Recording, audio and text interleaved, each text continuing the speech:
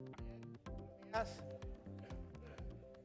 Buenos días y bienvenidos hasta esta casa de CaixaForum, que hoy, por cierto, está de celebración por muchísimos motivos que luego ya también abordaremos.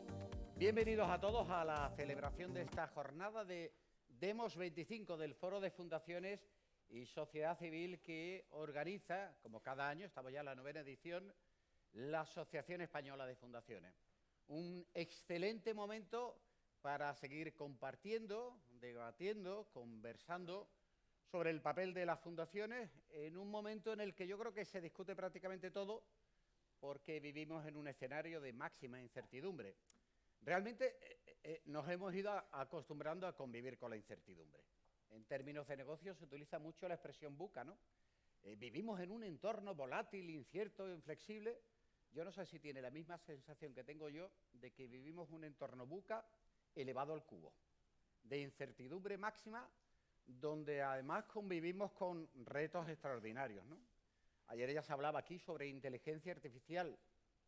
¿Hace falta que diga algo sobre el cambio climático? ¿O sobre el escenario de conflictos bélicos que estamos viviendo?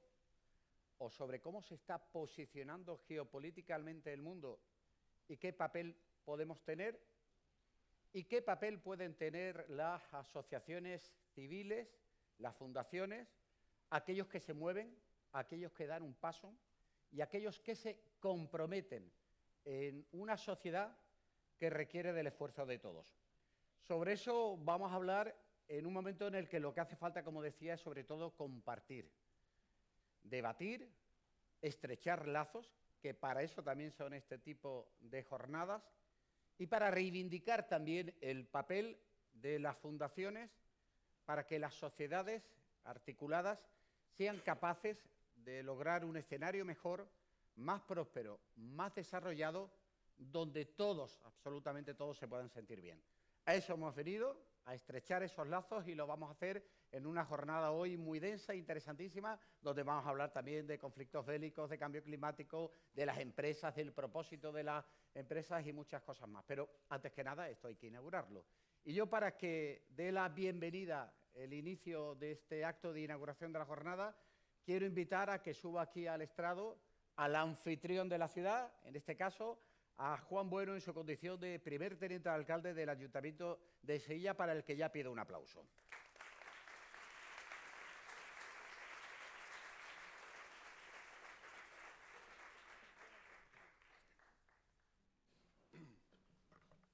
Bien, muchas gracias, Juan Carlos. Buenos días a todos. Bueno, en primer lugar, saludar, por supuesto, a la consejera de Hacienda, que está aquí con nosotros, a la presidenta de la Asociación Española de Fundaciones, su director general de la Fundación La Caixa, y a tantas autoridades, amigos y responsables de fundaciones que hoy estáis esta mañana aquí. Bueno, es un honor para mí darles la bienvenida a Sevilla. Creo que algunos de ustedes ya han disfrutado un poco antes de llegar esta mañana aquí de la ciudad, para celebrar esta nueva edición de este ya consolidado encuentro, el Foro de Fundaciones y Sociedad Civil, que en el 2025 alcanza su 9ª edición, y además hacerlo con el lema Fronteras de la Filantropía es profundamente, yo creo que, oportuno, porque nos coloca frente a un reto de máxima actualidad, como ampliar los cauces de la solidaridad y de la cooperación en un mundo marcado precisamente por todo tipo de fronteras. Sevilla, como ciudad anfitriona, se siente hoy identificada con el espíritu de este foro. Somos una ciudad que a lo largo de su historia ha sabido tender puentes, acoger culturas diversas y ser punto de encuentro entre continentes. Desde la Sevilla del siglo XVI, que abría rutas de intercambio con América, hasta la Sevilla contemporánea, ciudad de innovación, creatividad cultural y cooperación internacional, nuestra identidad está marcada por el encuentro y no por el aislamiento. Por ello, acoger un foro que invita a reflexionar sobre cómo superar las barreras que nos separan y cómo reforzar la acción de las fundaciones y de la sociedad civil es absolutamente coherente con nuestra vocación de ciudad abierta, hospitalaria y comprometida con el bien común. El lema Fronteras refleja los múltiples retos de nuestro tiempo, migraciones forzadas, desigualdad social, brecha tecnológica, envejecimiento poblacional y polarización cultural y política. Todas estas realidades lo que hacen es multiplicar los desafíos. Conflictos bélicos que generan desplazamientos masivos de personas, crisis climáticas que amenazan la vida y el territorio, desigualdad social que erosiona la convivencia, revolución tecnológica que plantea dilemas éticos y sociales. Ninguno de estos problemas puede afrontarse de una manera aislada, ni desde la acción de un sector. Es aquí donde el papel de las fundaciones y de la filantropía, yo pienso que resulta absolutamente esencial. Lo hablábamos hace un momento, las fundaciones pueden tener una labor asistencial muy importante, pero su papel no se limita a esa fundación social. Las fundaciones son también laboratorios de innovación social, piensan soluciones, promueven redes, llaman a la cooperación y buscan alianzas entre sectores distintos, ciudadanía, instituciones, empresas y comunidad local.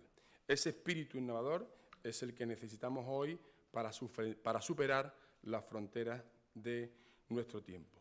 Permítame destacar, so pena de cometer el error de no nombrar algunas, pero por hacer un abanico de posibilidades dentro de una ciudad, con especial orgullo, en este foro, algunas de las fundaciones sevillanas que hoy hacen una función absolutamente imprescindible y que son emblemáticas. Ya les decía, son muchas, con lo cual cometeré el error seguramente de nombrar muchas de ellas, pero un poco por hacer un espectro de las que tenemos en Sevilla. Tenemos la Casa Ronald McDonald, la Fundación Alalá, la Fundación Retos Azules, o no tienen por qué ser de Sevilla, pero están perfectamente implantadas las dos más importantes, como hablábamos también hace un momento, la Fundación La Caixa y la Fundación 11, ¿no? Estas entidades son referentes en ámbitos muy diversos, pero todas tienen un hilo conductor común, el compromiso práctico con las personas y con la transformación social de nuestra sociedad. La Casa Ronald McDonald, que ustedes seguramente conocerán, ofreciendo apoyo a familias que atraviesan una situación de vulnerabilidad sanitaria importantísima. La Fundación Alalá, que con el arte y el flamenco impulsa la cohesión, el talento y la inclusión de los jóvenes. La Fundación Retos Azules, que sensibiliza y moviliza en torno a la protección del medio ambiente.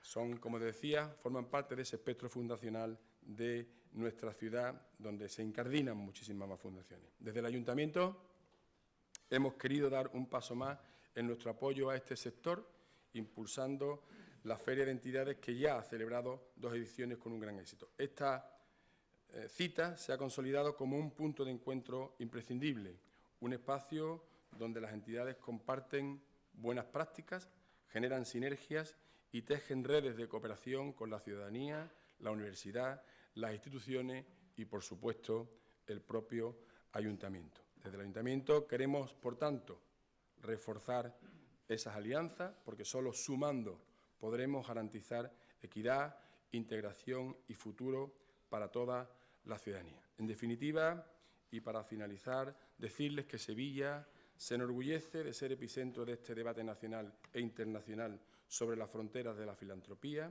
y en nombre de la ciudad les agradezco a las entidades organizadoras que hayan elegido nuestra ciudad como escenario y les animo a aprovechar estas jornadas para tejer nuevas redes, explorar nuevas ideas, tender nuevos puentes. Bienvenidos a Sevilla, ciudad abierta, y gracias por comprometernos juntos en este camino de solidaridad y de progreso. Muchas gracias.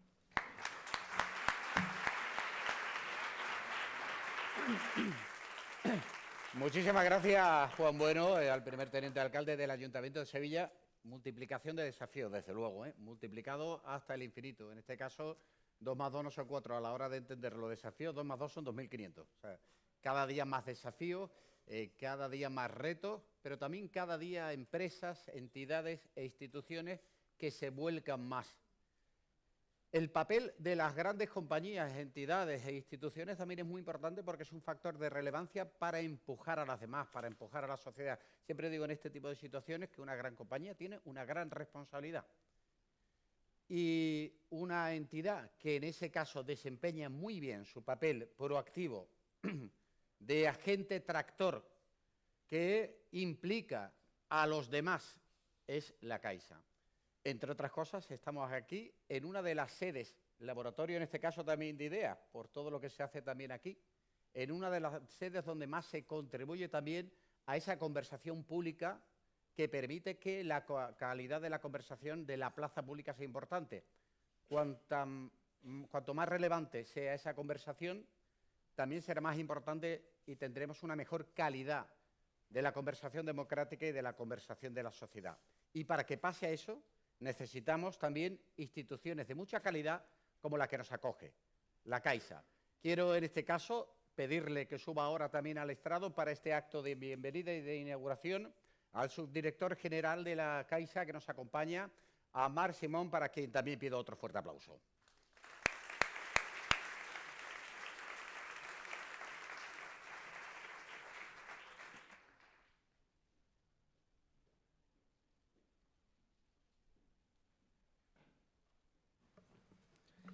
Muchas gracias, Juan Carlos. Lo primero, muy buenos días a todas y a todos y precisamente pues bienvenidos también aquí a este auditorio de CaixaForum Sevilla, su casa también, ¿no? Y que, como bien decía Juan Carlos, está hecho precisamente para que pasen cosas como esta. Honorable consejera, teniente de alcalde, presidenta de la Asociación Española de Fundaciones, director general, todo el equipo y todos los amigos y amigas de fundaciones que hoy nos estáis acompañando aquí, pues eso, repetir esa bienvenida y decir que estamos pues muy contentos y para nosotros es un día muy importante que se celebre también aquí este Foro Demos, ¿no? Ya colaboramos con el foro desde hace muchos años, casi desde todos los que se está realizando, y porque yo creo que es un espacio en donde tiene esa lógica, tiene esta lógica de colaboración y que es lo que nos impulsa, ¿no? Al final, cuando vemos, y en todos estos años hemos ido poniendo en valor la importancia que tiene todo el sector fundacional, ¿no? Y tiene mucha importancia por los números que maneja y tiene mucha importancia por lo que realiza, pero seguramente por lo que más importancia tiene es por la esencia, ¿no? Todos los que estamos aquí, que representamos a distintas entidades, hacemos algo precisamente para la población que lo necesita. Hacemos algo sin esperar nada a cambio. No es un entorno de competencia, sino que es un entorno de contribución, ¿no? Y en una sociedad, y el teniente de alcalde ahora comentaba los grandes retos a los que nos enfrentamos, en una sociedad que cuanto más va, pues está ofreciéndonos una mayor desigualdad. Estamos viendo cómo los efectos de la polarización están llevando a enfrentamientos en donde cada vez más todo está hablando de competencia y de competencia entre todos a cualquier nivel, ¿no? De competencias que dejan a los que tienen menos recursos cada vez más al margen, donde el cambio es cada vez más rápido y vuelve a ser un elemento que cuando el cambio es cada vez más rápido, los que tienen menos recursos tienen más dificultades para añadirse a ese cambio. Yo creo que acabamos siendo una luz de la esperanza. Si esa sociedad del bienestar o ese estado del bienestar que decían hace unos años es difícil que se produzca, una sociedad del bienestar, que es la que todos aportamos aquello que podemos para que la sociedad sea mejor, para que la sociedad sea más justa, pienso que sí que está en el desideratum de todos, ¿no? En todo aquello que seguro que suscribiríamos todos los que estamos aquí, ¿no? Porque yo creo que lo hacemos de verdad, no solo de corazón, sino que lo hacemos siendo conocedores de que los retos son muy grandes, de que aquello que perseguimos vale la pena y que eso nos lleva a darlo todo, a combinar buenos profesionales con buenos voluntarios, pero que sobre todo lo que están es dejando sus capacidades al servicio de los proyectos que se realizan, ¿no? Y en un entorno en donde, como decíamos, la desigualdad va creciendo, las vulnerabilidades y los efectos que tienen muchas veces son múltiples y cada vez hablamos más de esto, precisamente creo que la labor que tenemos desde las fundaciones es insustituible, porque son quien puede estar de verdad al lado de esas situaciones de mayor dificultad, quien puede estar detrás de perseguir de maneras innovadoras, de las maneras que sean, esos retos principales que tiene la sociedad actual, la sociedad en la que estamos, ¿no?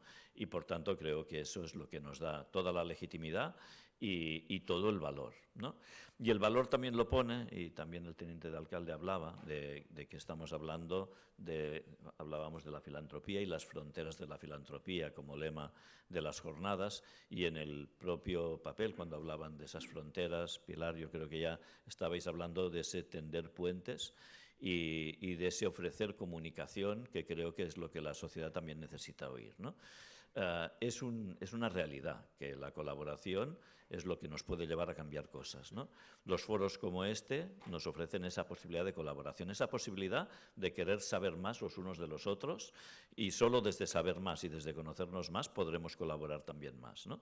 Y creo que ahí está la gran aportación que tiene el Foro Demos, ¿no? Tiene muchos temas distintos que lo tocan todo, pero que lo tocan conversando, que lo tocan aportando, que lo tocan explicando todos lo que hacemos, porque lo que hacemos si funciona, lo que queremos es que lo conozcan otros y que también lo puedan implantar otros, porque ahí yo creo que está la fortaleza. Por tanto, yo solo para acabar desearos que esta jornada y lo que ya empezó ayer pues sea de provecho para todos, y agradecer, Pilar, a todo el equipo, todo el esfuerzo que está desarrollando para que esto vaya siendo una realidad día a día y ofrecer esos espacios de colaboración cruciales, yo creo, para que todo lo que estamos empleando entre todos tenga el máximo de efecto posible. Muchas gracias.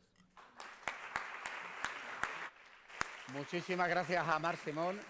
Espacios de, bueno, es una triple C, ¿no? De colaboración, de comunicación y de conocimiento. Desde luego, siempre digo en estos casos que lo que no se comunica no existe. Grábense esas palabras. Todo lo que hacen merece la pena comunicarlo, porque es muy importante no solo que exista, sino que se sepa que exista. Pero para hacerlo, aquí se ha hablado mucho de construir puentes, que es un clásico, la construcción de puentes. Pero una cosa es decir que hay que construir puentes y otra cosa es construir el puente. Ponerse el casco e ir al puente, e ir ese cauce, ese río, a lo que toque, y construirlo. Hay que hacerlo. Las fundaciones no solo predican, también practican. No solo dicen, hacen sobre todo, construyen. Demos esta jornada en la que estamos debatiendo sobre las fronteras de la filantropía. Ha sido organizada y es organizada por la Asociación Española de Fundaciones, que es quien hace.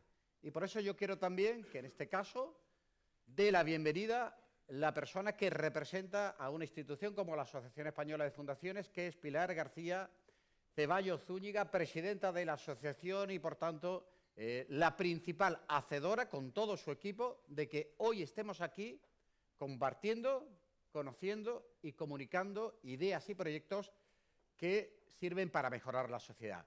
Pilar, muchísimas gracias por subir y también pido ese aplauso para ella. Muchísimas gracias, Juan Carlos. Bueno, muchísimas gracias, estimadas autoridades, consejera, teniente alcalde. Os agradecemos especialmente que estéis hoy aquí, porque sabemos que tenéis una jornada muy especial aquí en Sevilla. Para los que no lo sabéis, hoy se inaugura o extraoficialmente se inaugura y se hace el Consejo de Gobierno de la Junta de Andalucía en un sitio que lleva mucho tiempo pendiente de abrirse, que es las Atarazanas de aquí de Sevilla, en el que, por cierto, han colaborado la Fundación La Caixa y La Caixa como tal, y sé que es una generosidad por vuestra parte estar hoy aquí con nosotros esta mañana, ¿no? A todos los que estáis con nosotros, los distinguidos representantes de todas las fundaciones que estáis aquí, a las organizaciones filantrópicas, a los medios de comunicación, a todos los panelistas que vais a participar con nosotros en este encuentro, y a todos como amigos, ¿no? Quería hacer una mención especial también, que hoy se encuentran con nosotros, y esto es casi un hito, los dos anteriores presidentes de la Asociación Española de Fundaciones.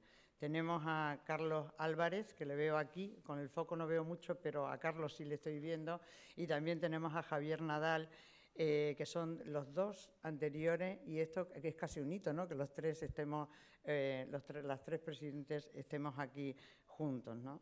Bueno, pues os doy a todos la bienvenida. Y ayer, de alguna manera, informalmente, en los encuentros que tuvimos, hicimos una bienvenida en un sitio muy bonito también del Grupo Vocento, en la galería, Y yo quería celebrar también un hito que para nosotros en la Asociación Española de Fundaciones está siendo increíble. Hemos llegado y hemos pasado ya de más de 1000 asociados en este momento.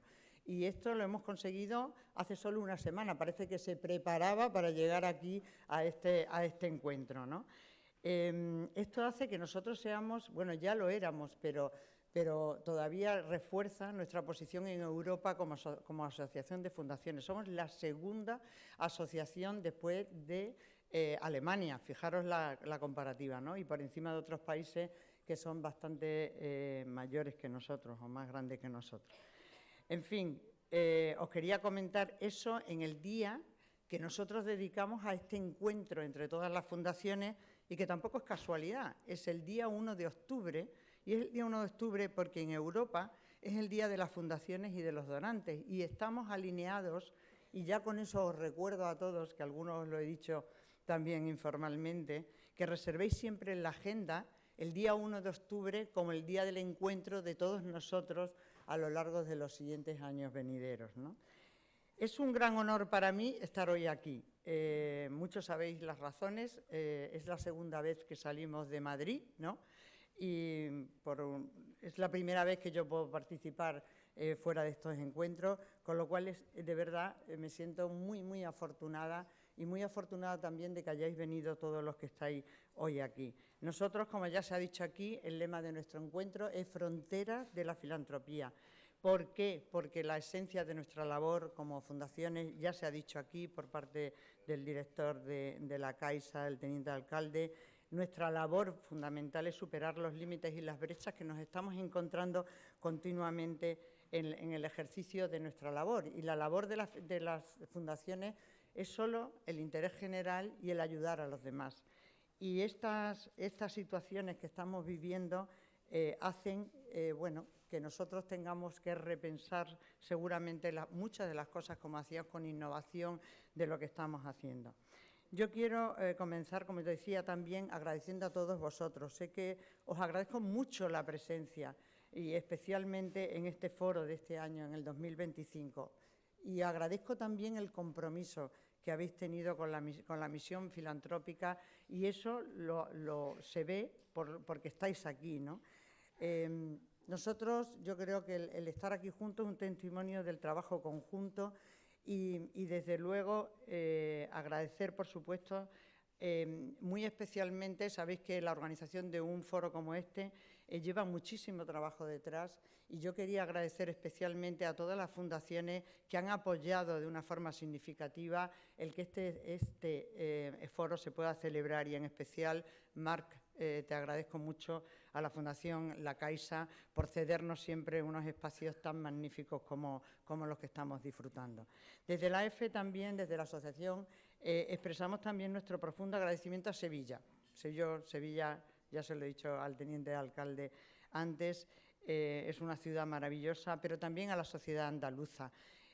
Por su cálida hospitalidad, por su firme compromiso con la acción filantrópica. Andalucía es un referente, y es un referente, lo comentaba ahora también con la consejera, por la riqueza del tejido asociativo, ¿no? No solo en fundaciones, en hermandades, en asociaciones culturales, deportivas, sociales, y en las que los andaluces siempre han demostrado ser un pueblo solidario, muy participativo y profundamente comprometido con el bien común. La riqueza del tejido fundacional, al que queremos reconocer expresamente, es uno de los mejores ejemplos que podemos tener en Andalucía. Hablábamos de cifra, consejera, estamos hablando de más de 1000 fundaciones alrededor de Andalucía.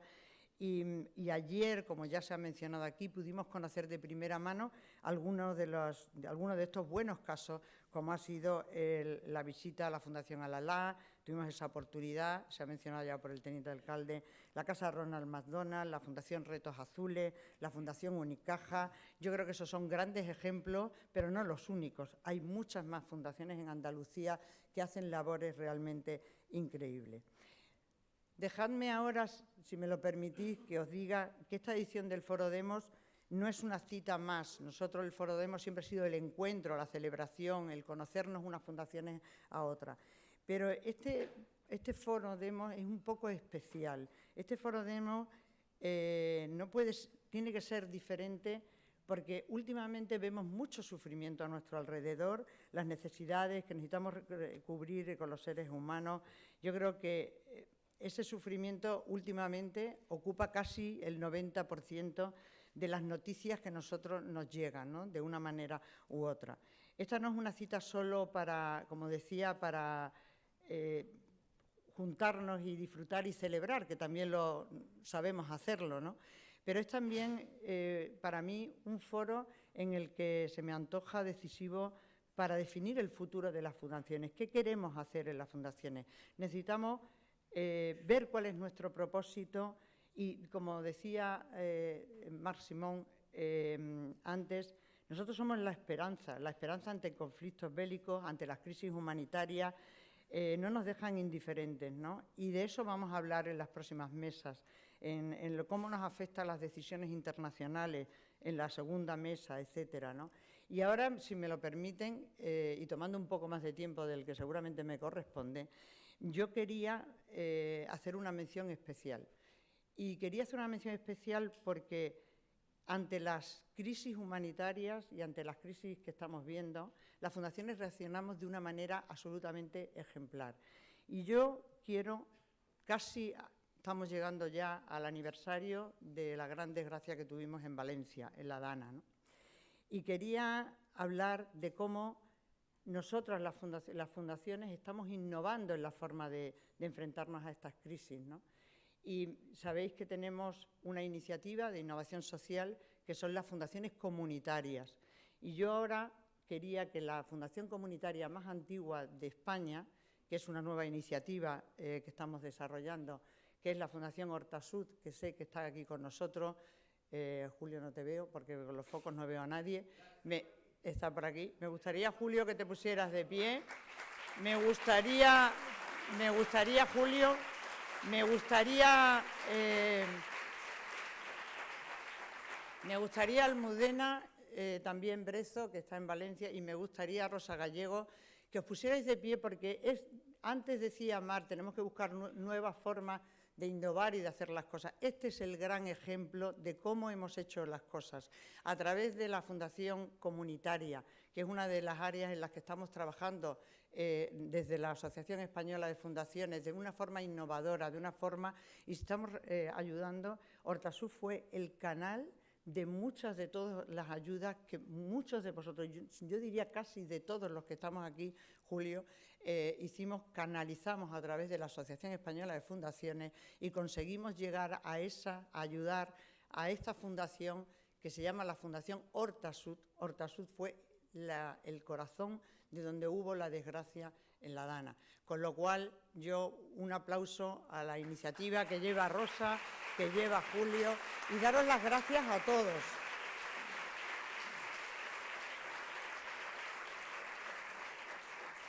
Quiero daros también las gracias a todos porque todos, y estoy segura que casi todos o todos los que estamos aquí, hemos participado de alguna manera y hemos canalizado esas ayudas hacia la Dana. Estos son los ejemplos que venimos a buscar a estos encuentros. Tenemos que buscar ideas, tenemos que ver cómo hacemos las cosas de una forma diferente, ¿no?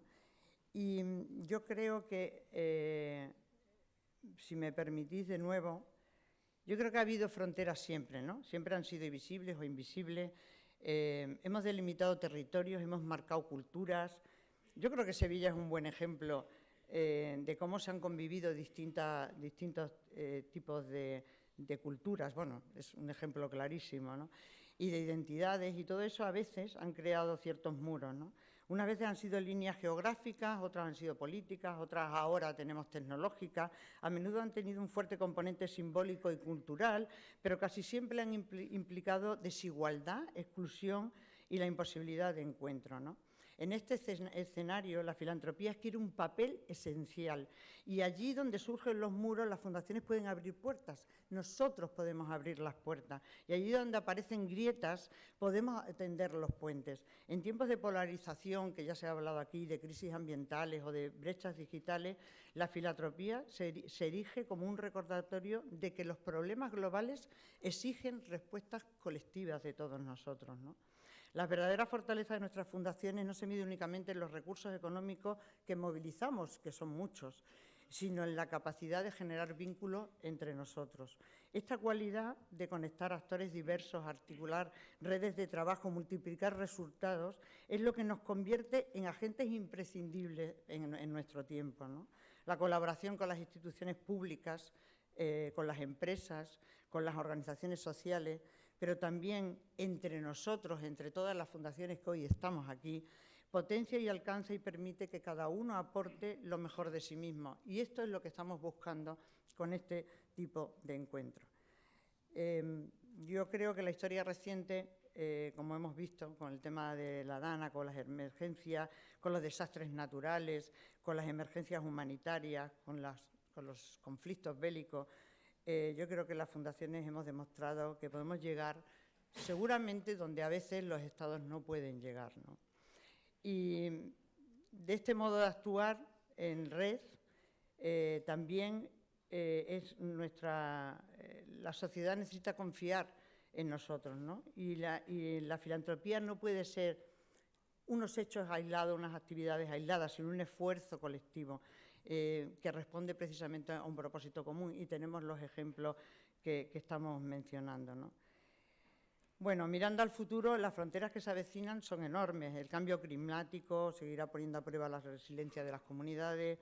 La revolución tecnológica plantea unos riesgos de exclusión a la vez que abre oportunidades inmensas. Las tensiones geopolíticas y sociales seguirán generando desigualdad y desconfianza, pero frente a todos ellos, las fundaciones no podemos encerrarnos en nosotros mismos, sino que tenemos que estar trabajando en caminos juntos y resolviendo estos problemas. De esto estamos hablando estos 2 días en Sevilla. Ya empezamos a hablar de esto ayer y vamos a seguir hablando de la jornada de hoy. Bueno, este foro Demos, además de estas cuestiones, vamos a hablar también de otros temas que nos ocupan y que nos preocupan, y que serán tratados en los distintos talleres a lo largo del día de hoy. Hablaremos de prevención del abandono educativo temprano, hablaremos de la economía del propósito, a la filantropía ante los desastres, a las nuevas vulnerabilidades, la salud mental que tanto nos preocupa, o el análisis de una empleabilidad condicionada por factores de edad, género, medio ambiente o despoblamiento rural, o los retos de una transición ecológica justa, ¿no? Hablaremos también, ¿por qué no? Ponemos encima de la mesa la sostenibilidad financiera, analizar y buscar nuevos modelos de financiación para esta actividad, que identifiquen nuevas maneras de captar y gestionar recursos y que reduzcan nuestra dependencia pública sin renunciar en ningún caso a los modelos de colaboración público-privada. Pero hay que buscar otras alternativas. Por tanto, os animo a que sigamos adelante con este espíritu de colaboración y de reflexión crítica que nos ha traído a todos a este foro Demos. Aquí nos juntamos para reflexionar, para pensar y para ver qué otras alternativas tenemos. Así podemos volver a nuestras propias comunidades y a nuestros propios lugares de desarrollo de nuestra actividad con un renovado, y eso esperamos de este encuentro, un sentido de propósito y con determinación de buscar nuevas formas de resolver los problemas con los que nos enfrentamos. Desafiamos las fronteras que nos atan y exploramos nuevas formas de movilizar nuestras capacidades y recursos hacia un mundo mucho más justo, mucho más solidario y mucho generoso. Perdonad si me he extendido un poco más, pero es apasionante el mundo en el que estamos. Creo que tenemos muchas cosas que hacer y podemos contribuir de una forma muy significativa. Muchísimas gracias a todos por el compromiso, por estar aquí, por el trabajo incansable de tantas fundaciones, y yo espero que este foro sea de verdad un momento de inspiración y de acción para todos. Así que nada más, que daros las gracias por esta participación, por estar aquí, por estar juntos y por dedicar este tiempo a pensar conjuntamente cómo vamos a intentar mejorar la vida de todos. Muchísimas gracias. Muchas gracias por tu intervención. Me quedo con ese espíritu de colaboración, de reflexión crítica. Mira, por utilizar gerundio y adjetivos, ¿no? Esto aquí se trata, hay que estar tirando vallas, derribando muros, abriendo puertas Y, por supuesto, Construyendo Puentes. Más de 400 inscritos, ¿eh? Gran éxito también de participación para una asociación que ya reúne a más de 1000 asociaciones. Esto tiene una dimensión que muchas veces no sabemos si somos conscientes de su impacto. Cuando leí algunas entrevistas, también me medía el 2,4% del PIB. Claro, te pones a mirar números, estamos hablando de largo, mucho más de 20.000 millones de euros que se mueven en favor del propósito común. Números, cifras y tamaños que te dicen también de la importancia de ese espíritu de colaboración de lo público y lo privado, de ese gran papel también que juegan las instituciones públicas. Hoy terminamos la inauguración de estas jornadas precisamente con alguien que responde muy bien a cuál es el interés y el espíritu de lo público desde su posición, su puesto como consejera de Economía, Hacienda y Fondos Europeos de la Junta de Andalucía. Un fuerte aplauso, sube ya al atril, Carolina España. Muchísimas gracias, Carolina. Muy buenos días, muchas gracias, querido Juan Carlos. Bienvenidos a Sevilla, bienvenidos a esta maravillosa tierra que es Andalucía. Presidenta de la Asociación Española de Fundaciones, Pilar García, su director general de la Fundación La Caixa, Max Simón, el primer teniente alcalde del Ayuntamiento de Sevilla, querido amigo Juan Bueno, el delegado territorial de Economía también nos acompaña. En definitiva, saludar pues a todos los ponentes, a los asistentes, a las fundaciones, a los medios de comunicación. Para nosotros como Gobierno andaluz y para mí personalmente es un honor pues poder abrirles las puertas de esta tierra para celebrar esta 9ª edición del Foro de Fundaciones y Sociedad Civil, Demos 2025, porque no hay una tierra tan solidaria y tan comprometida con los desafíos presentes y futuros como es esta tierra, como es Andalucía. Se lo puedo asegurar. En ese sentido, es un orgullo comprobar que como esta tierra es consciente de la importancia de remar siempre en apoyo a los más vulnerables. Decía la presidenta que tenemos más de 1000 fundaciones inscritas, tenemos 1500 fundaciones que tienen presencia en nuestra comunidad, con actividad en muchísimos ámbitos, como ya se ha dicho aquí, desde fines asistenciales a sanitarios, pasando por la cultura, el deporte, el medio ambiente, la ciencia o la investigación. Y esto es posible, pues en parte gracias a las condiciones propicias que plantea la Administración regional. Andalucía cada vez tiene más empresas y también podemos decir que cada vez más estas empresas se acercan a la sociedad a través de entidades como las fundaciones. El impacto social forma parte ya de la estrategia de crecimiento del tejido productivo de nuestra comunidad, porque al final es la forma que tienen las empresas de revertir lo que reciben de la sociedad. Y las fundaciones, por lo tanto, no es ninguna novedad, ocupan un papel protagonista como catalizadores de la cohesión social. Por vuestra propia naturaleza sois capaces de dar respuesta con agilidad, muchas veces pues de una forma mucho más ágil y más rápida que la Administración, pero también con flexibilidad a los actuales desafíos sociales. De ahí la necesidad, bien lo ha dicho la presidenta, de que vayamos alineados administraciones, empresas y fundaciones para poder multiplicar ese impacto en las actuaciones. Por eso yo quiero agradecer y, por lo tanto, felicitar por su acierto a los organizadores de este Demo 2025 por haber elegido a nuestra tierra, Andalucía.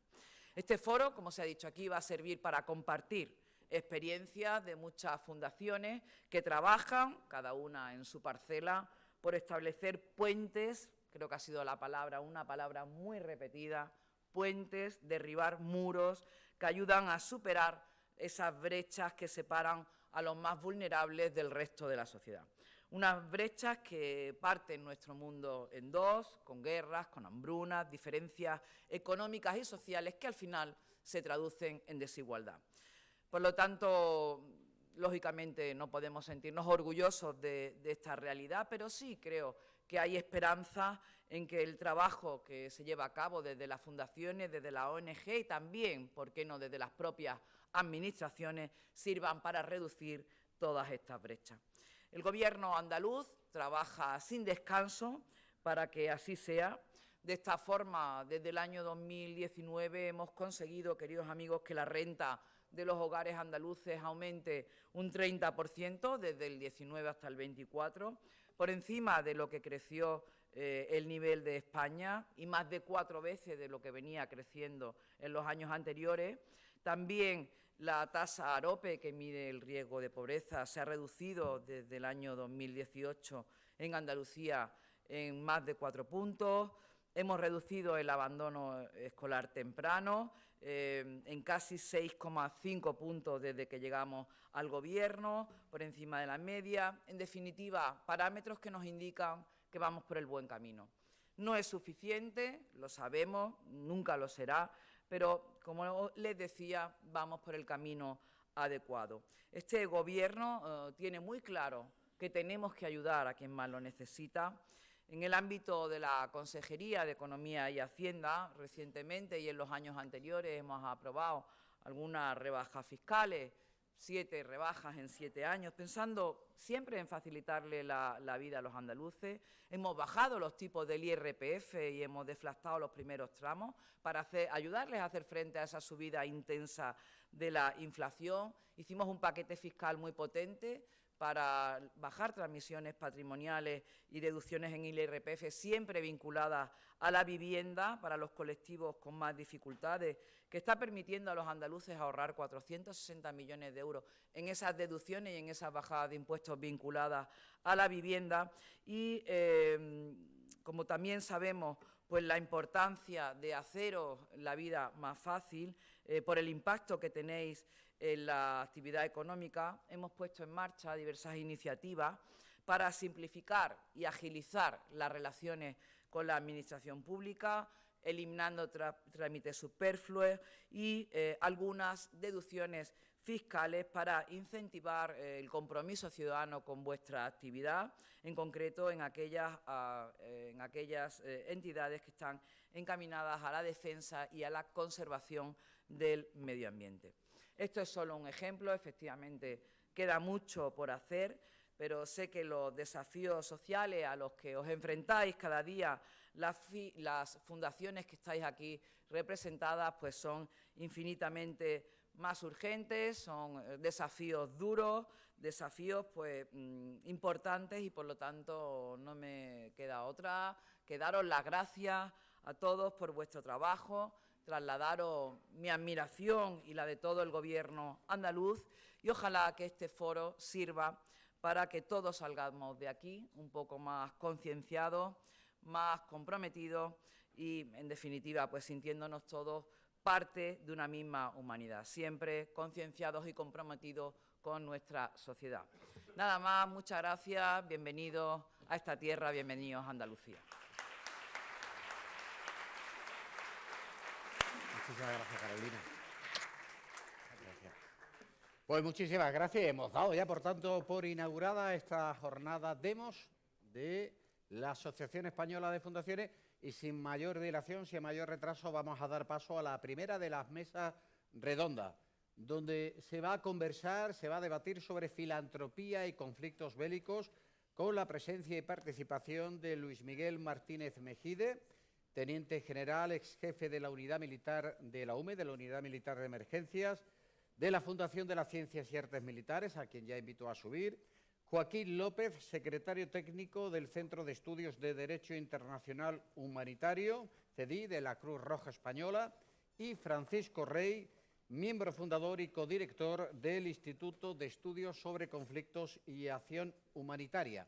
Modera la mesa redonda Carolina Avellán, directora de comunicación de la Asociación Española de Fundaciones. Para todos ellos, que van a estar los próximos 45 minutos charlando sobre y reflexionando sobre conflictos bélicos y filantropía, también les pido ahora un fuerte aplauso. Muchísimas gracias.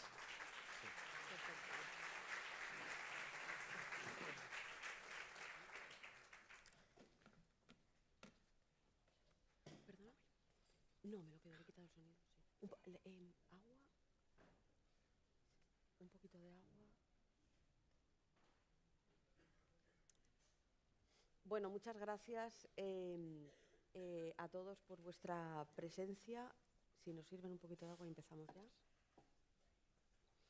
Bienvenidos a esta mesa de demos a la que hemos llamado Filantropía y conflictos bélicos. La pertinencia y el porqué tiene una explicación muy sencilla. Si miramos los titulares del día, vemos que la palabra guerra o la palabra conflicto aparece en todos ellos. Ocupa un lugar muy destacado, particularmente estoy hablando ahora mismo de Gaza y de Ucrania. Así que de lo que vamos a hablar en esta mesa y sobre lo que vamos a reflexionar es qué papel tiene la filantropía en esos y en otros lugares, pero particularmente en esos. Me acompañan, como ya nos ha presentado el compañero Luis, Joaquín y Paco. A los tres os doy las gracias, bienvenidos. Gracias por vuestra amable participación en Demos. Si os parece, vamos a empezar poniendo el foco en la actualidad. Y la actualidad precisamente nos lleva a estos dos lugares, a la Franja de Gaza y a Ucrania, dos lugares muy distintos, con una casuística de la que ahora vamos a hablar bastante diferente. Y querría empezar con una pregunta para los tres. ¿Cómo están actuando allí? ¿Qué están pudiendo hacer y qué no están pudiendo hacer las organizaciones humanitarias que están sobre el terreno o próximamente de manera geográfica, quiero decir? Hola, buenos días. Pues casi me lanzo yo. Buenos días, es un placer vamos a estar aquí. Muchas gracias por la invitación y más gracias y enhorabuena por haber elegido estos temas y que creo que son absolutamente pertinentes, como decía Carolina. Desde nuestro instituto hacemos no quiero hacer propaganda, no se preocupen, los comerciales llegarán al final, pero comenzar por los anuncios no está bien. Hacemos un seguimiento cotidiano de la acción humanitaria que se hace desde España en colaboración con muchas ONGs, con la propia Agencia Española de Cooperación Internacional para el Desarrollo. Publicamos anualmente un informe desde hace ya 25 años sobre la acción humanitaria española e internacional, y lo que estamos viendo en estas crisis a las que alude Carolina es que las dificultades de acceso a las víctimas se han ido complicando cada vez más. Los incumplimientos del derecho internacional humanitario, como veremos luego, han ido creciendo, y las organizaciones humanitarias tienen cada vez más dificultades para acceder a las personas afectadas por las crisis. En el caso de Gaza ha sido especialmente grave, lo comentaremos ahora algo más, y muchas organizaciones humanitarias han tenido que abandonar su presencia en el terreno y no están pudiendo cumplir sus objetivos humanitarios. En el caso de Ucrania, que también comentaba Carolina, las organizaciones humanitarias desde el principio pudieron acceder a ciertas zonas, no a todas las zonas amenazadas por el conflicto. Tampoco se ha podido acceder casi nada, salvo el Comité Internacional de la Cruz Roja, y muy poco a las zonas en el territorio ruso, controlada por Rusia. Y esta es la realidad que se está generalizando en muchos contextos de conflicto. Peor todavía está Sudán o otros casos que podríamos evocar. Pero aprovecho esta primera intervención para recordarles que la acción humanitaria no es solo la provisión de bienes y servicios, no es solo el mantra que repetimos siempre de salvar vidas, sino de salvar vidas con dignidad, y ahí entra la protección y el cumplimiento de los derechos. Y la acción humanitaria ha ido caminando cada vez más, y creo que es bueno compartirlo en este foro, de un enfoque meramente asistencialista, muy centrado en salvar vidas, a un enfoque basado en derechos, y básicamente en el derecho internacional humanitario, el derecho aplicable a los conflictos armados. Y la acción humanitaria, desde su origen, para los que no hubieran nacido en el siglo XIX, les recuerdo que en la propia creación de la Cruz Roja no solo está presente el asistir a las víctimas, el salvar vidas, sino garantizar ciertos derechos de protección de esas víctimas. En aquel momento, los soldados heridos. Entonces, esta idea de protección es la segunda idea de la acción humanitaria, y es tal vez la que más está costando llevar adelante en el caso de Gaza o en el caso de Ucrania o en otros conflictos. Y también querría poner énfasis en que desde el inicio, ya en el 19, la acción humanitaria tiene una cierta dimensión testimonial, contar lo que se ve en el terreno para que la población lo conozca. Contarlo no solo como el periodista, sino contarlo con una intención, la intención de producir solidaridad en los otros seres humanos para que entiendan lo que sucede sobre el terreno. Y esta dimensión testimonial, que junto con la asistencia y con la protección sería la tercera dimensión de lo humanitario, es la que está siendo también muy complicada ahora y la que está haciendo que haya también debates en los que luego podemos entrar en las organizaciones humanitarias, entre las organizaciones humanitarias, porque situaciones tan graves como la constatación de un genocidio y crímenes de guerra en Gaza están haciendo que muchas organizaciones humanitarias estén pasando a tener más voz y a debatir de alguna forma el hasta ahora sacrosanto principio de neutralidad. Entonces, por resumir y no quitar tiempo a los compañeros, con todo el respeto, sí querría transmitirles que la acción humanitaria no es solo prestar asistencia. Creo que este debate, y lo he oído en varias intervenciones, es un debate muy vivo entre y las fundaciones también, sino incorporar una dimensión de protección de la dignidad de las personas afectadas por los conflictos o por los desastres, y tiene que tener en algunos casos una cierta dimensión testimonial. Porque si la gente que está en el terreno, periodistas por supuesto, pero también trabajadores y trabajadoras humanitarios, no cuentan lo que ven, eso permanece oculto y no genera la solidaridad internacional, que creo que es lo que las organizaciones humanitarias también buscan, como verán como se verá en otras mesas redondas, la financiación para poder trabajar. Muchas gracias. Joaquín.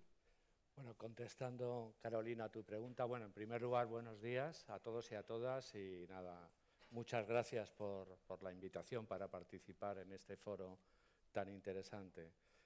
La Cruz Roja, como comentaba Paco, nació de la miseria de la guerra. Nació de la miseria de la guerra allí en el siglo XIX, en el año 1863, y tras la experiencia de su fundador, Henri Dunant, en la batalla de Solferino unos años antes, Henri Dunant hizo dos propuestas fundamentales por ligar estas ideas a lo que ha comentado Paco hace un momento. Es decir, por un lado, propuso la creación de organizaciones de socorro en cada país que pudieran prestar asistencia y protección a las víctimas de la guerra, y por otro lado, estudiar bajo qué principios del derecho de gentes, del derecho internacional, estas organizaciones podrían intervenir en contextos de conflicto armado sin ser objeto de ataques por parte de los beligerantes. La primera de las propuestas dio origen al nacimiento de la Cruz Roja, unos años más tarde, y la segunda, pues, a la adopción del primer tratado escrito de Derecho Internacional Humanitario, que fue el primer Convenio de Ginebra en 1864. O sea, yo creo que la principal originalidad o aportación de este hombre, de Henri Dunant, fue poner encima de la mesa la asistencia a las víctimas de la guerra, pero de la mano del derecho. Es decir, habló del derecho de asistencia, planteó la cuestión del derecho de asistencia y, consecuentemente, la obligación de los beligerantes de facilitar y favorecer esta asistencia. Cruz Roja está presente en ambos conflictos, tanto en Ucrania como en Gaza. En Ucrania desde el año 2014, porque antes del conflicto armado internacional iniciado con la invasión de Rusia en 2022, pues ya existía en Ucrania desde el año 2014 un conflicto armado no internacional, un conflicto armado interno en la zona del Donbass, del que se hablaba muy poco, por cierto, pero que provocó en torno a 30.000 víctimas mortales, 10.000 de ellas eran personas civiles, desplazamientos de personas, de en torno a 800.000 personas como consecuencia de la violencia, y colocó en situación de extrema vulnerabilidad en torno a 3,5 millones de personas. A partir del 2022, pues está ya o cambia el carácter del conflicto, se convierte en un conflicto armado internacional y, en principio, bueno, pues se siguió el Comité Internacional de la Cruz Roja junto con otros componentes, porque quería también aclarar que no siempre que hablamos de Cruz Roja hablamos de lo mismo. Es una macroorganización, Movimiento Internacional de la Cruz Roja y Media Luna Roja, que está integrada por 3 componentes, cada uno de los cuales tiene un mandato distinto. El Comité Internacional, que actúa en contextos de conflicto armado, con el mandato de protección y asistencia a las víctimas de la guerra. la Federación Internacional de Sociedades de la Cruz Roja y Media Luna Roja, que tiene el mandato de coordinar la respuesta humanitaria en situaciones de desastre natural o tecnológico a nivel internacional por parte de la organización. Y luego hay una red de 191 sociedades nacionales de la Cruz Roja o de la Media Luna Roja en otros tantos países, ¿no? En los conflictos armados, como decía, interviene el Comité Internacional de la Cruz Roja con el apoyo de la sociedad nacional del país, por supuesto, la Cruz Roja de Ucrania en este caso, y luego con una colaboración de otras sociedades nacionales, en este caso unas 58 sociedades nacionales, coordinadas también con el comité. Este acuerdo de coordinación interna se adoptó justamente en esta ciudad, en Sevilla, allá en el año 1997. En todo el mundo de la Cruz Roja se denomina Acuerdo de Sevilla, ¿no? Es un mecanismo muy práctico, muy útil de coordinación en cuanto a las actividades operacionales. Hubo muchas dificultades al inicio porque se lanzó una campaña de desinformación contra Cruz Roja. Todavía no se sabe por parte de quién, aunque hay sospechas. Empezó a correr por redes sociales la noticia de que Cruz Roja estaba en connivencia con Rusia, estaba provocando y favoreciendo desplazamientos forzados de personas civiles hacia territorios rusos, o que estaba montando un campo de internamiento de civiles al sur de Rusia.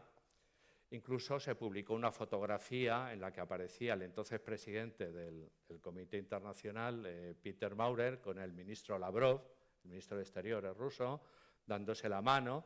Y bueno, pues junto con esa fotografía aparecía la noticia de que la Cruz Roja, aliada de los rusos, la Cruz Roja, nos está traicionando. Tuvo muchísimas dificultades y se provocó un daño enorme para que la Cruz Roja, no solo el CICR, porque al final esta desinformación y estos ataques afectan a toda la organización, también la Cruz Roja ucraniana sufrió todos estos efectos, pero bueno, al final se pudo resolver después de cierto tiempo la cuestión, y a partir de ahí pues empezó a realizar las actividades típicas en estos contextos de conflictos armados, es decir, visita a prisioneros de guerra, intercambio de prisioneros, asistencia alimentaria, equipamiento, agua y alimento, provisión de ayuda humanitaria a la población civil, organización de evacuaciones.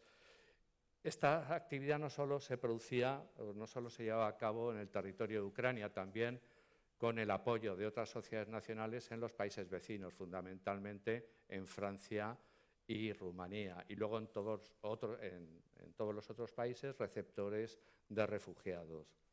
Esta es un poco la actividad que se está haciendo en Ucrania. En Gaza también Cruz Roja está presente desde el año 1967, desde hace ya unos cuantos años. Y está trabajando también el CICR en colaboración con la Media Luna Roja Palestina. Allí, bueno, pues no hace falta explicar mucho, ¿no? Lo vemos todos los días en las televisiones. La acción humanitaria se hace inviable prácticamente. Las organizaciones han tenido que salir, se están produciendo ataques a hospitales, se han producido numerosos ataques también a personal de la Cruz Roja, de la Media Luna Roja Palestina concretamente, mientras realizaba su atención y su asistencia. Y bueno, pues esta es la situación, por desgracia, en Gaza. Luis. Bueno, buenos días. También coincido con mis compañeros en que esto es una magnífica oportunidad, y estoy agradecidísimo de que la organización haya contado conmigo para participar en este foro y sobre todo en esta magnífica ciudad.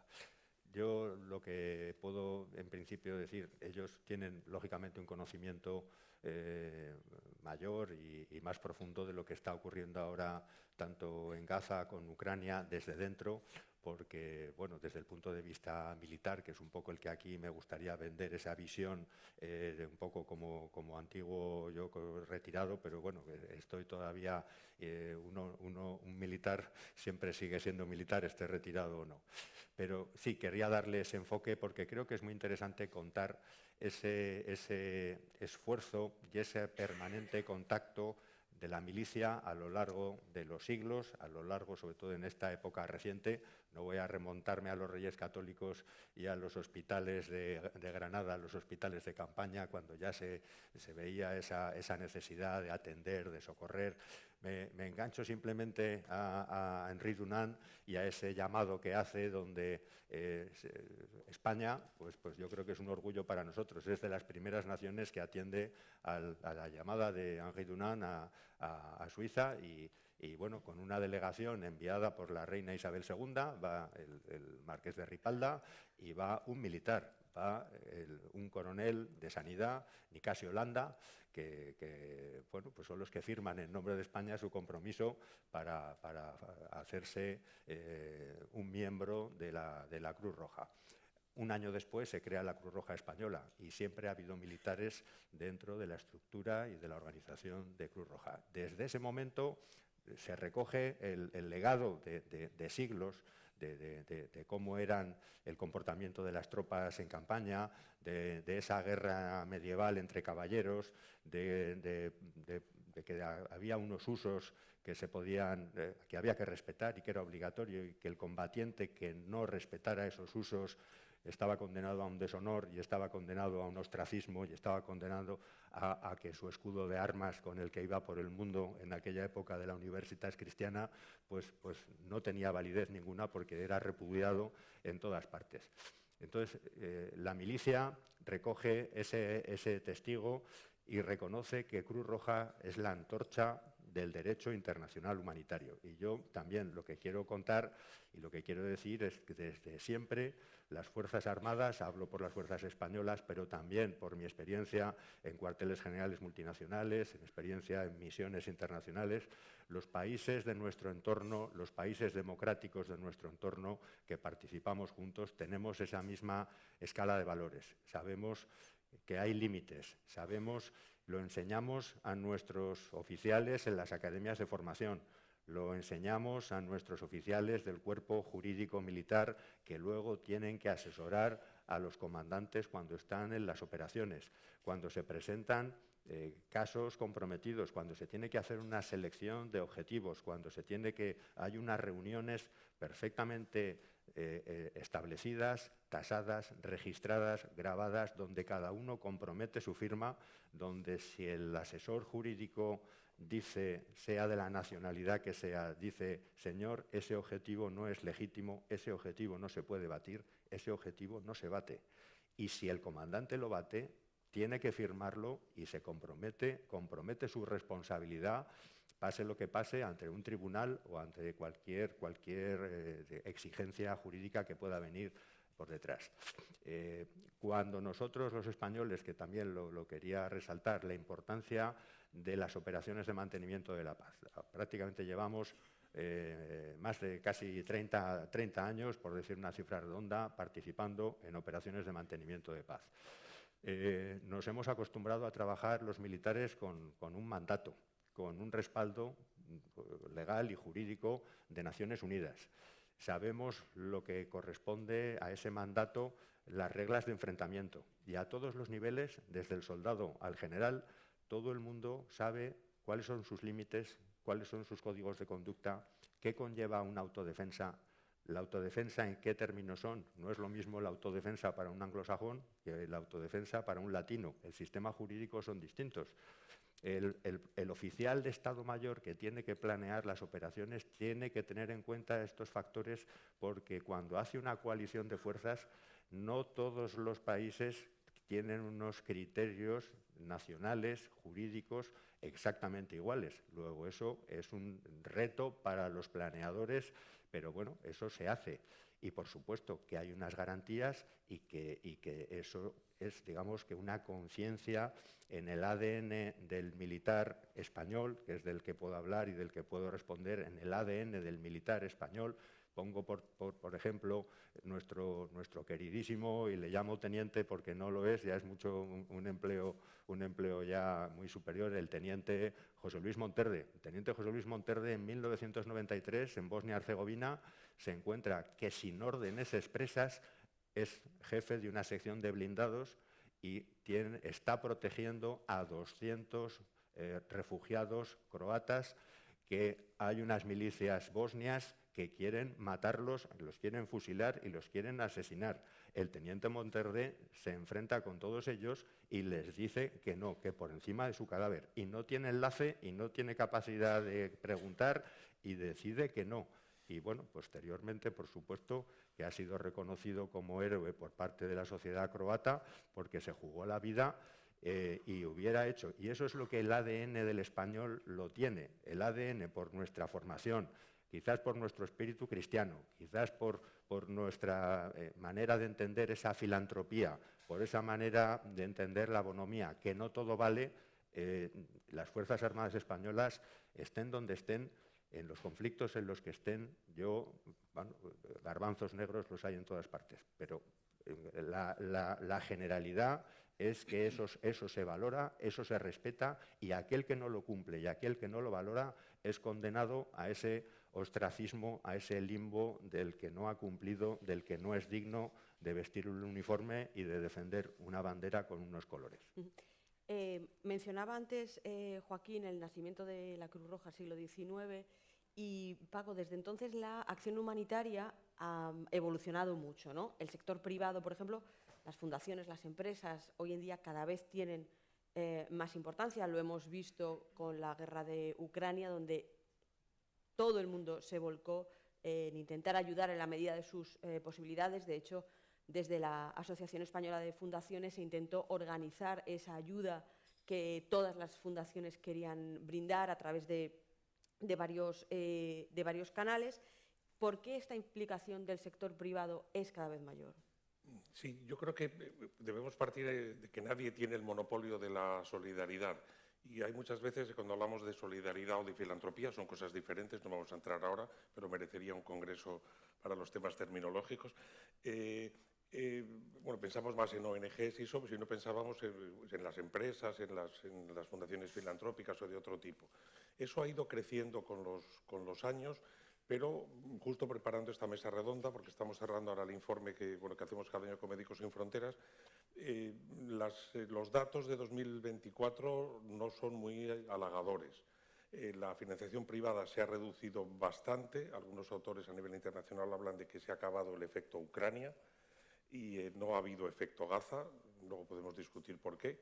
Y dentro de cómo se contabiliza la financiación para los temas humanitarios, que lo hace el Comité de Ayuda al Desarrollo de la OCDE, los fondos de las entidades privadas pasaron de unos 8.000 millones de unos 8.400 millones de dólares en 2023 a unos 7.000 en 2024. Y eso supone más o menos el 17% del esfuerzo humanitario global. Debo decir que la contabilidad es bastante mejorable porque muchas veces no es fácil discriminar lo que son fondos de grandes fundaciones o lo que son aportaciones privadas. Ahí hay mucho margen de mejora y creo que se podría profundizar en eso. Pero sí es cierto que la financiación que viene por parte de las entidades no lucrativas, de la filantropía en general, ha ido creciendo hasta 2023 y lamentablemente se está reduciendo también en la tendencia general que se va a analizar en la siguiente mesa de recortes de financiación, no solo por parte del gobierno norteamericano, de los Estados Unidos, perdón, sino por otros financiadores. Pero sí conviene decir también que en estos años de evolución de la ayuda humanitaria, también los sectores privados que se han ido incorporando a lo humanitario han ido tratando de asumir un cierto acervo que ha ido creando la acción humanitaria en estos más de 100 y pico años. Y querría simplemente recordar que la acción humanitaria ha ido creando ciertos marcos de referencia que cualquiera que quiera incursionar en el ámbito de la acción humanitaria en los conflictos armados o en las situaciones de desastre debe conocer. Pues, en primer lugar, un cierto marco ético. Es decir, no tenemos el monopolio de la ética los humanitarios, evidentemente, pero el énfasis en ciertas cuestiones, en ciertos principios, como la imparcialidad, como la neutralidad, la independencia, por supuesto, de la humanidad, es algo un poco diferente de lo que hacen otros sectores de la cooperación o del trabajo social. Porque precisamente al trabajar en los conflictos armados, las exigencias de cumplimiento de ciertos principios para ser aceptado por los contendientes devienen fundamentales. Entonces, una cierta mirada a lo ético es muy clara en el sector humanitario. Por supuesto que esto se discute. Creo que todos ustedes pueden conocer que el propio surgimiento de Médicos Sin Fronteras fue una discusión de médicos, los conocidos como French Doctors en la guerra de Biafra, que discreparon con el Comité Internacional de la Cruz Roja por entender que la visión de la neutralidad del Comité Internacional no era la necesaria en esos momentos. Bueno, marco ético. Por otra parte, marco jurídico, y eso es importante. Los dos compañeros, Luis y sobre todo Joaquín, que se ha centrado en eso, pues han hablado pues, de la importancia del derecho humanitario y de los derechos. Pero eso creo que es importante que cualquiera que incursiona en lo humanitario conozca eso, y conozca también un poco sobre el derecho internacional de las poblaciones refugiadas o ciertos aspectos del derecho internacional de los derechos humanos. Es decir, si lo humanitario se basa en ciertos derechos, pues eso hay que prestar al ámbito jurídico. Luego un tercer tema, y vamos preparando cuestiones posteriores, que tiene que ver con todo lo institucional. Y eso es algo que yo creo que desde las fundaciones debéis conocer. La evolución de la acción humanitaria ha ido creando un llamado sistema humanitario internacional que puede funcionar o no funcionar, pero que existen organismos que han sido creados para la coordinación.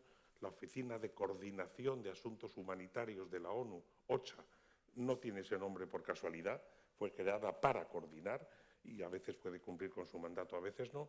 Y luego se ha creado toda una serie pues, de agencias internacionales, de la ONU, ONGs, no nos podemos detener en los y bueno, pues creo que ustedes lo conocen. Pero sí que hay un sistema que trata de funcionar y donde se incorporan otros actores, como decía Luis también, como las Fuerzas Armadas, que en ocasiones pueden prestar una colaboración para mejorar la seguridad. Bueno, luego podemos profundizar en eso. Pero creo que es importante que conozcan ustedes que sí que hay un cierto sistema articulado que en ocasiones ha funcionado, en muchas ocasiones lamentablemente no, y que trata de responder a eso. Y en cuarto lugar, y creo que es importante, sobre todo cuando se hacen también referencias al trabajo en la DANA o a la movilización de ciertas formas de solidaridad, lo humanitario ha ido construyendo también un cierto acervo de prácticas, de mecanismos de rendición de cuentas, de mecanismos de trabajo, de definición de estándares en temas de salud, agua y saneamiento, alimentación, logística, que muchas veces los actores que se incorporan nuevos al ámbito humanitario no conocen o no conocen con suficiente amplitud. Y es muy típico, en el caso del terremoto de Haití en 2010, pues lo vivimos con toda crudeza, el de muchas organizaciones que con toda su buena voluntad quieren prestar asistencia humanitaria y ocasionan más daño que bien, por desconocimiento de ciertas normas de actuación. No basta con comprarse una planta potabilizadora en el Leroy Merlin por la mañana y coger un avión para irse a Haití, como yo he visto en el aeropuerto de Puerto Príncipe cuando podía haber vuelos, y muchas veces, y creo que eso es algo que todos ustedes conocen, los cementerios están llenos de buenas intenciones. Y el ámbito humanitario ha sido especialmente autocrítico en su evolución y por eso ha ido como quintaesenciando estas cuatro dimensiones: lo ético, lo jurídico, lo institucional y la coordinación, y lo procedimental. Y creo que es importante que cuando cualquier institución quiere trabajar en el ámbito humanitario se acerque a esos cuatro ámbitos. Puede que en lo jurídico no se pueda meter tanto, para eso están los chicos de la Cruz Roja, como se decía antes, ¿no? O las chicas de la Cruz Roja, como en la película.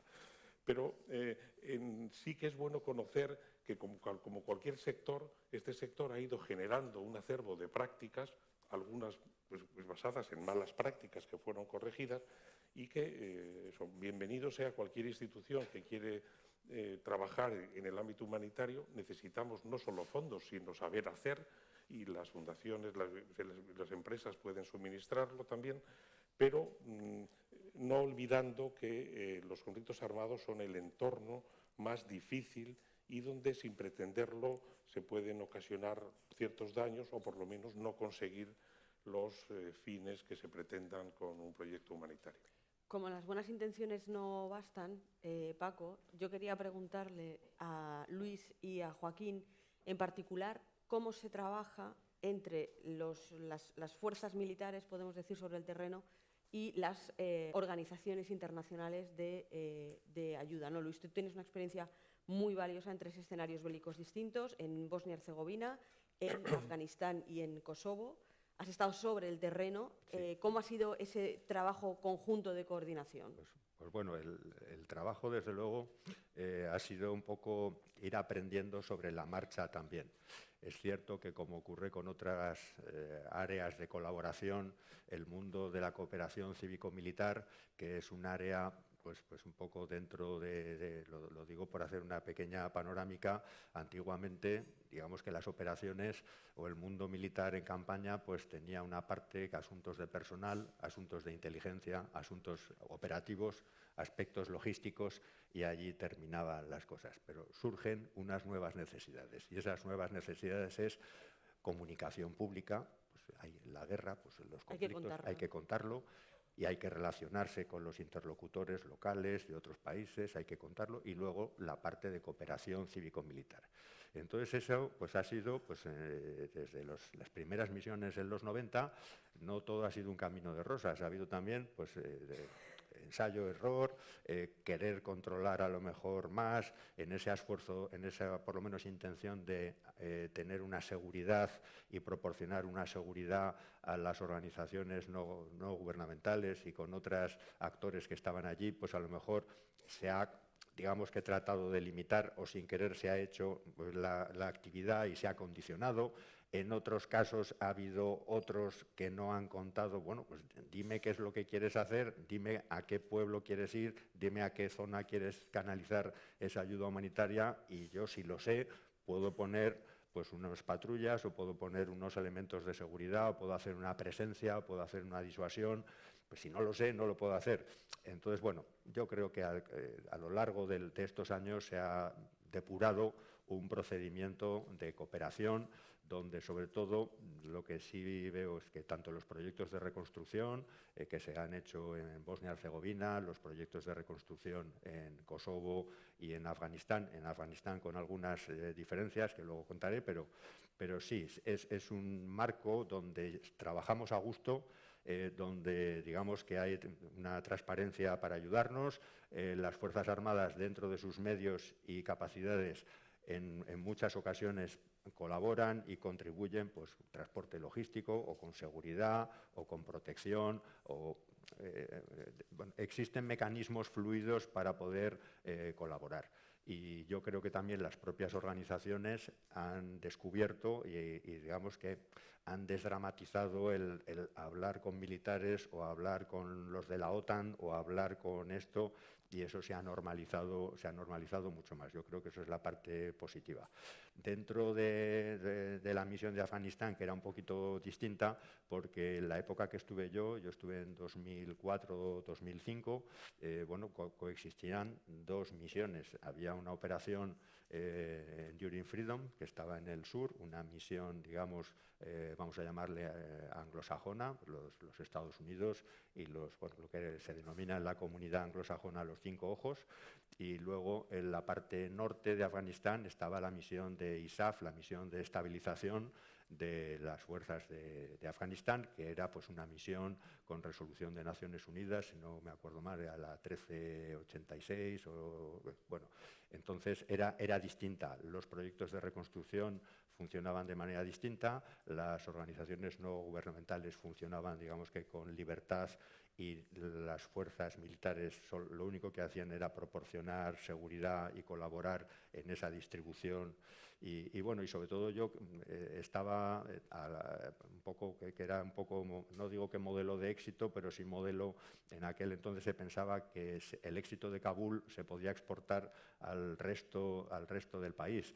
Y bueno, se hizo un gran esfuerzo multinacional con el cuartel general de la OTAN en aquel momento en Kabul, hacer un plan de campaña. Yo era entonces analista de la parte de planificación, y tuve la oportunidad de ver cómo se hacía un plan de campaña global, pues como un poco como fue la reconstrucción de Japón después de la Segunda Guerra Mundial en todos los aspectos, desde reforzar las instituciones, dar seguridad, crear una policía con estándares pues, más o menos razonables, crear un sistema de alcantarillado, un sistema de agua, recuperar con la enseñanza pues, todo el periodo talibán, donde las niñas no habían podido ir a clase y los propios profesores de allí, los propios profesores afganos, organizaron 3 turnos diarios de mañana, tarde y noche para dar clase a todas las niñas para recuperar los años perdidos de toda la presencia de los talibán. Entonces, bueno, pues hubo pues cosas gratificantes, buenas, luego pues ha habido otros retrocesos, porque hay muchas veces que cuando hablamos del éxito de estas cosas, pues es un éxito, hay veces que hay éxitos parciales, éxitos relativos, y luego pues muchas veces pues también hay que reconocer que hay retrocesos. Lo que sí es cierto es que hay esa preocupación de manera global, siempre digamos que con esa sensación de que nosotros no somos los que vamos llevando el volante, el que lleva el volante es el dueño del país. Nosotros vamos en el de copilotos o en el asiento de atrás diciendo cómo puedes organizarlo, cómo puedes hacerlo, yo te doy apoyo técnico para hacer esto, vamos a hacer este proyecto, ¿qué te parece en agricultura si se plantan estas semillas o no se plantan estas? Yo te aconsejo que hagas un sistema de irrigación por este valle o por este otro para que allí puedas plantar esto, en fin, esta labor de mentorización, consejo, ayuda técnica y canalización sobre todo de las ayudas tanto a través de conferencias de donantes como a través de las propias organizaciones para tapar, digamos, esos agujeros más perentorios y más urgentes, ¿no? Eso es un poco, grosso modo, la experiencia. ¿Cómo pueden ONGs, fundaciones, otros actores humanitarios proteger precisamente a esas personas, a esa población civil que al fin y al cabo es quien más sufre, ¿no?, estos conflictos? O sea, ¿la única manera que hay de protegerles es la vía militar o hay otras formas de hacerlo? Esa es muy buena pregunta.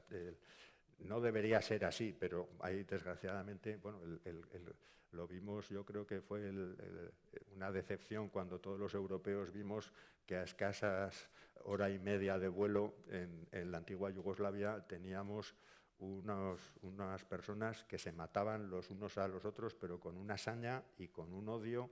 Y bueno, el caso de Starimost es un caso paradigmático. No solamente voy a romper el puente, ¿no? Aquí decimos tendiendo puentes, no, aquí era rompiendo puentes. Pero bueno, la idea es que el puente se destruyó. Llegaron unos fondos de la Unión Europea para reconstruir el puente. Y en un segundo intento, cuando ya estaban, digamos que contratistas, apoyo europeo, apoyo técnico de distintas organizaciones no gubernamentales, hubo unas personas que cogieron y para que no pudieran reconstruir el puente con las mismas piedras, volaron con explosivos las piedras que estaban en el fondo del río para que no se pudieran utilizar. O sea, ya es pura hazaña, ¿no? Da idea de que las cosas muchas veces no son fáciles, y en ese momento pues digamos que se requiere un mandato de Naciones Unidas pues con artículo 7, con capacidad de poder ejercer, imponer la fuerza y decir, bueno, esto es lo que os puede pasar si no respetáis las reglas, procurando pues, esos principios, por supuesto, de distinción, los principios de proporcionalidad y de mínimo uso de la fuerza para conseguir esos objetivos. Pero hay veces que, desgraciadamente, no queda más remedio. Luego lo que pasa es que, bueno, pues llegan los procesos, un poco estas crisis se desinflan, y cuando la gente empieza a observar los beneficios de cumplir, los beneficios de respetar, que llegan aportes económicos, que llegan fondos, que se crean empresas, que esta cadena de supermercados pone allí una sucursal, que llega un concesionario de coches, que empieza a haber vida en la sociedad, pues se dan cuenta de que la prosperidad y la paz que están unidos a esa conducta, a esos criterios, a esas cosas.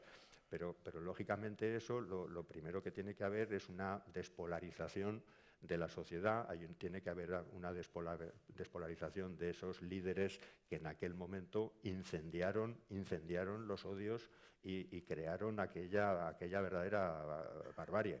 Otra cosa es, si se fueran, la presencia militar en estos países sigue.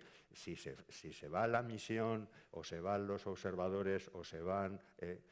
¿qué volvería a pasar? Esa es la pregunta clave. ¿Habrán aprendido la lección o no la habrán aprendido la lección? Pues no lo sé, porque esa pregunta es muy difícil. Sí. Paco, ¿querías añadir? Sí, había pedido la palabra Paco y después...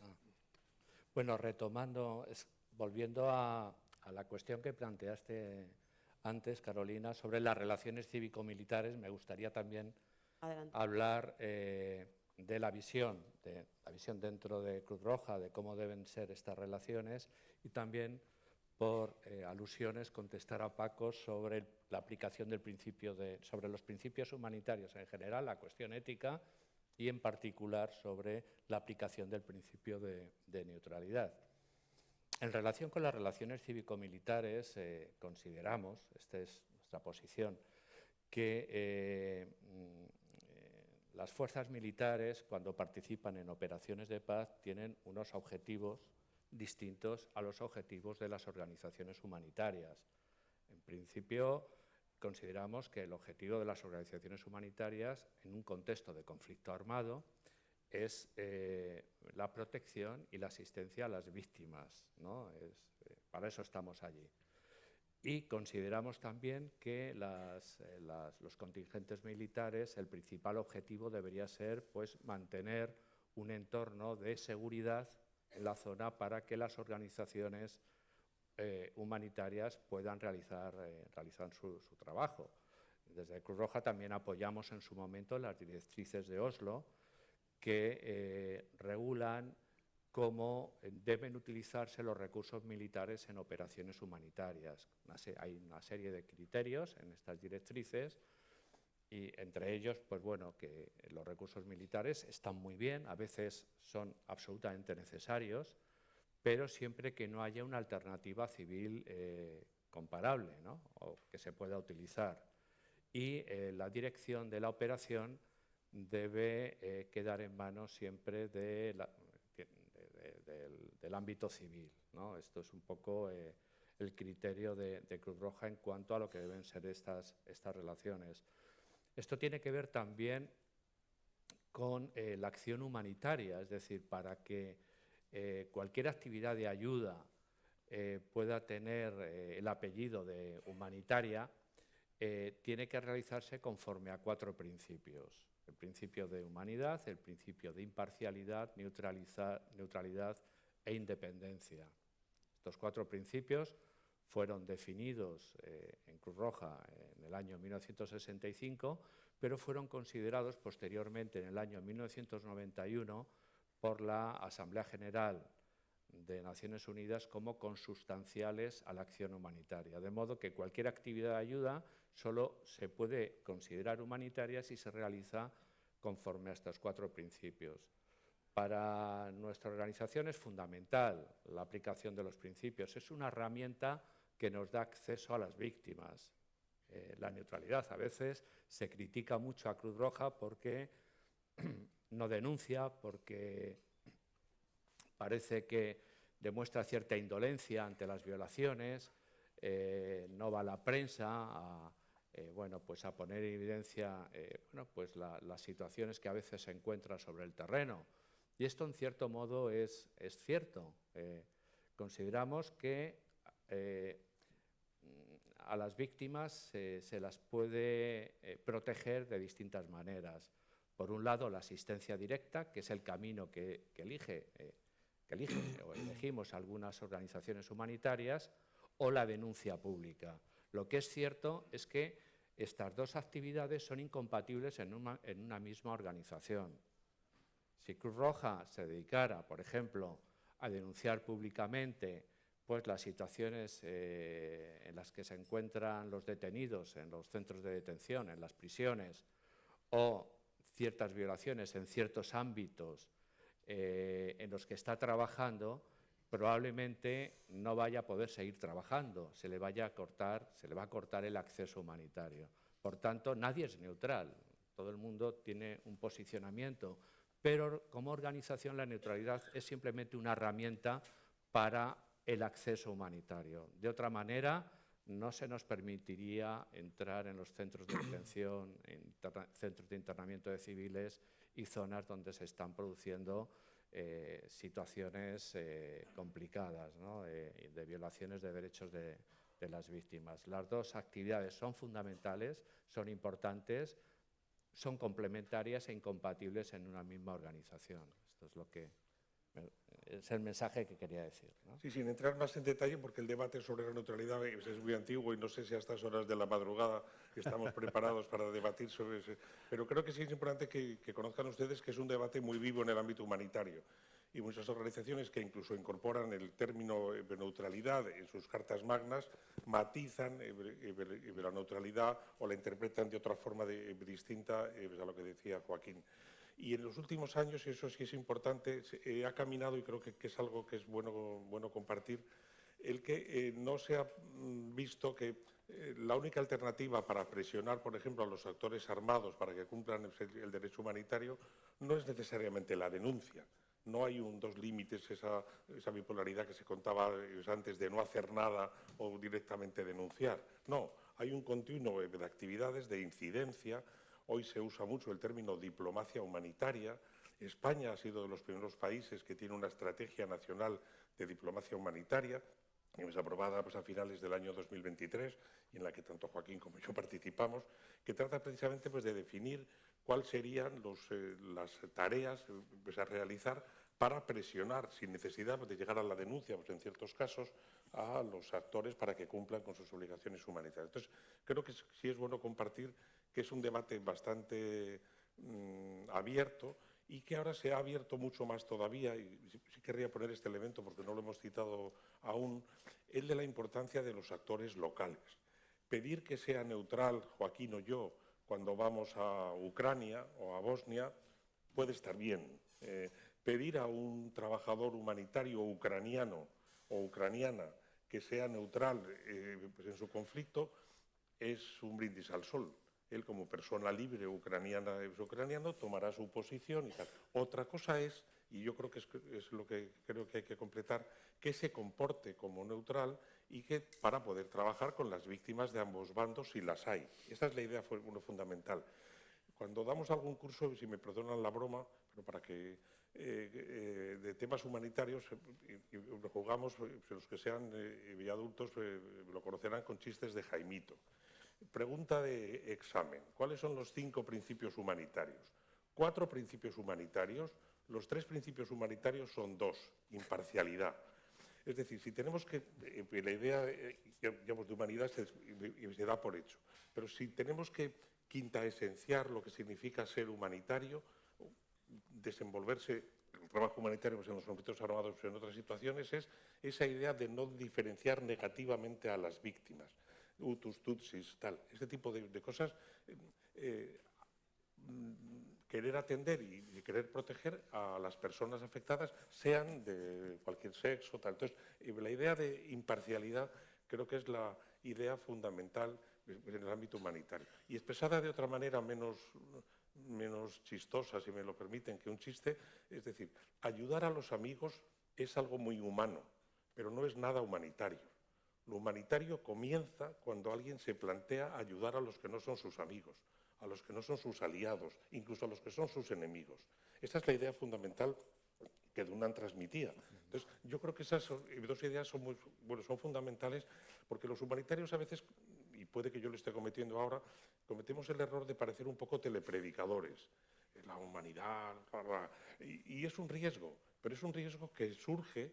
Y es un riesgo que la Cruz Roja ha corrido muchas veces, de no ser comprendida por los actores políticos, no ser comprendida por los actores armados, pero es la idea fundamental del humanitario. Si estas ideas duran desde que se creó Cruz Roja y el derecho humanitario a mediados del 19, es porque de alguna forma han protegido también al sector, de no tomar partido, de mantener algunos principios, por lo menos, de una manera más clara. Y luego quería una muy breve sobre la idea de protección. Como explicaba Luis muy bien, en algunos casos la protección puede implicar de despliegue de medios militares, pero la protección humanitaria es algo más global que deben hacer todas las agencias y todas las ONGs o todo el sector filantrópico que trabaja en los conflictos armados.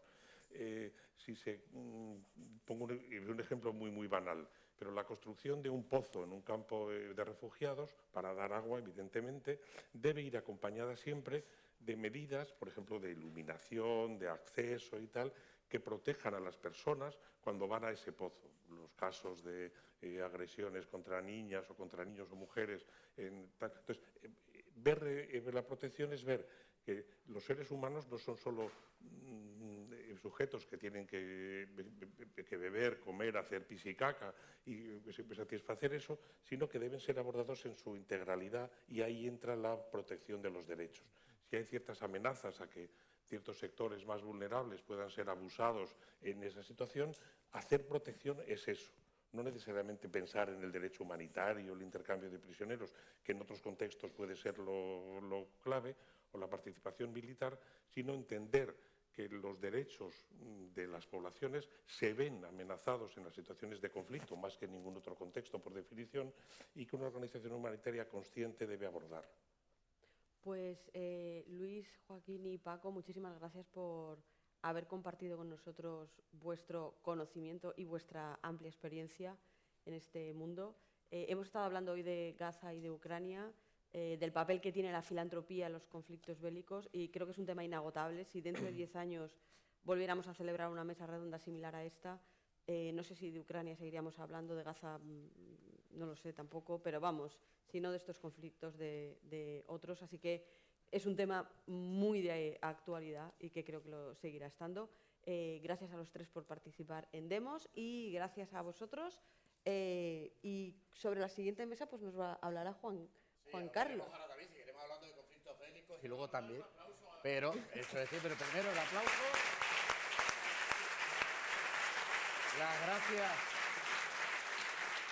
a los participantes en esta primera mesa redonda. Ahora hay una segunda, pero es que luego ya, además, nos multiplicamos en las salas, en el propio auditorio.